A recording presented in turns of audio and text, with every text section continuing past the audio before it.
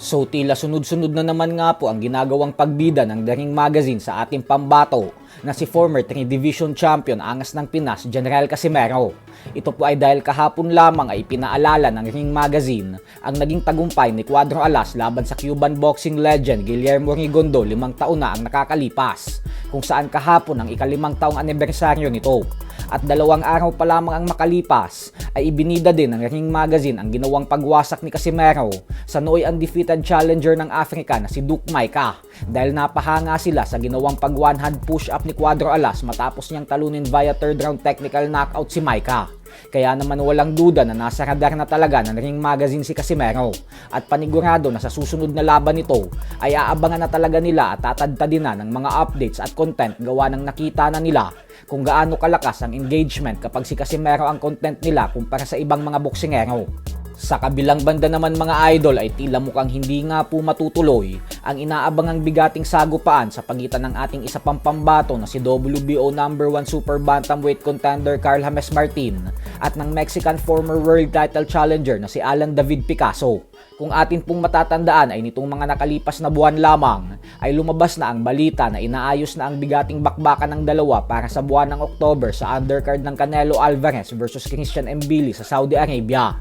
Subalit kahapon lamang po ay lumabas na ang official announcement na kasado na ang laban ni Picasso kontra sa Colombian fighter na si Michael Rincon sa August 29 sa Mexico. Ito din ang magsisilbing unang laban ni Picasso sa 126-pound featherweight division.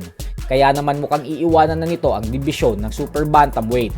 Bukod dyan ay nakataya din ang bakanteng WBC silver featherweight belt sa laban na ito. At dahil po sa balitang ito, kaya naman napapatanong ang mga fans kung sino na daw ba ang susunod na makakatapat ni Wonderboy, lalo pat nasa Amerika na ito ngayon nag-eensayo. Ganun pa man ay tingnan po natin, dahil kung maging easy fight lang kay Picasso ang laban niya sa August 29, ay baka matuloy pa din ang Picasso versus Wonderboy sa October. Pero napakaliit po ng tsansa na mangyari yan gawa ng 1 buwan lang ang pagitan ng Agosto sa Oktubre.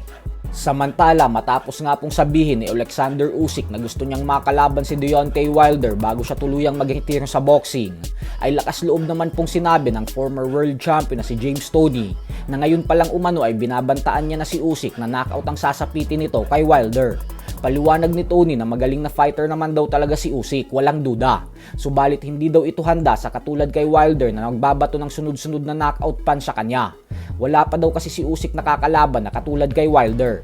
Habang ang ama naman ni Devin Haney ay matapang ding sinabi na pinaplano din umano nilang umakyat ng 154-pound junior middleweight division upang sagupain ang current unified world champion ng division na si Jaron Boots Ennis. Nasa radar umano nila ito. Pero sa ngayon daw ay nakafocus muna silang makipag-unification fight sa October sa isa sa mga kapwa nila kampiyon sa welterweight division. So hanggang dito na lang po muna tayo mga idol.